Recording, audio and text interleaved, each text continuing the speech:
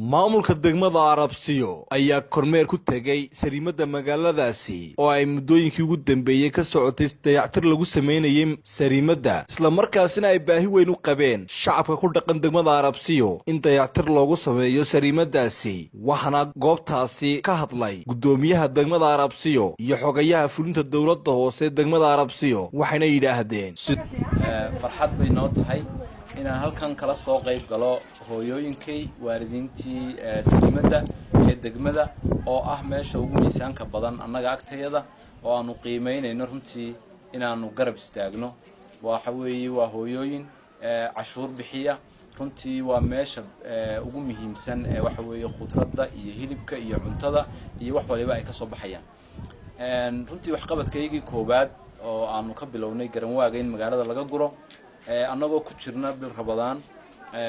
annagoo ku jirna 18 May annagoo runtii kharashaad badan galnay haddana waxaanu u babac dhignay inaanu ballantii aanu halkan ka qaadnay fulino markii uu horeysay halkan nimidnay ballantaanu qaadnay waxay ahayd suuliyadaas inaanay sida ahaan doonin runtii wax laga bedeli doono dumarkuna suuliye nafis heli doonaan nadaafadda iyo stambarkana la gelin doono xashiishka iyo waxa yaalna laga saari doono runtii in badan way fushay hadda suuliyadii oo koow ahaa oo muhiimadda koobaad aanu siinay hadda si fiican bay u shaqeynayaan waxa iyadana socota stambarkii baa socday isaguna oo dhamaanaya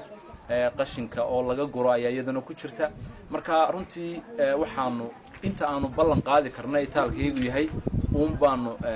baanu markaa ka soo bixi karnaa waxaanu awoodi karno baanu ballan qaadaynaa intii aanu ballan qaadnayna maanta inaanu ka soo baxnay baanu arkaynaa haween Sariibadii Arabsiyo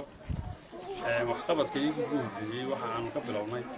Dagmada Arabsiyo oo ay ka mid tahay xagga garwaaga oo nolol ku qaadnay ka bacdi ay naga soo dhax gashay bishii Ramadaan ee farkaysnayd dib ayaanu u dhiganay waxa kale oo jiray Sariibada oo Sariibada oo ay ka muuqatay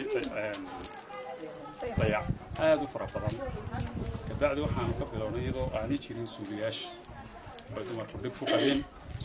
sidoo kale waxa dayactirkan lagu sameeyay Sariibada magaalada Arabsiyo ka mahad celiyay shacabka ku dhaqan magaaladaasi waxana yiraahdeen aad bay baylaha u lahayd baylahadina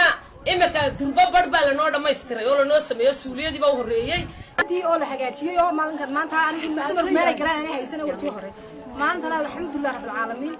maamulka cusub ku guuleystay talaabadii ugu horeeyay oo qaaday ahayd inuu horta dadka dumarka Sariibada caawiyo ka caawiyo xaga kaniifada ma sha Allah waxaan ilaahay ku mahadnaqaynaa maamulka cusub gudoomiyaha iyo xoghayaha oo ka bilaabay musqulaha oo dumayay oo buuxsamay xaqiiqatan sameeyay wax qabad la taaban karo guuleed Ali Ibraahim Kacse Sab TV magaalada dalxiisyada Arabsiyo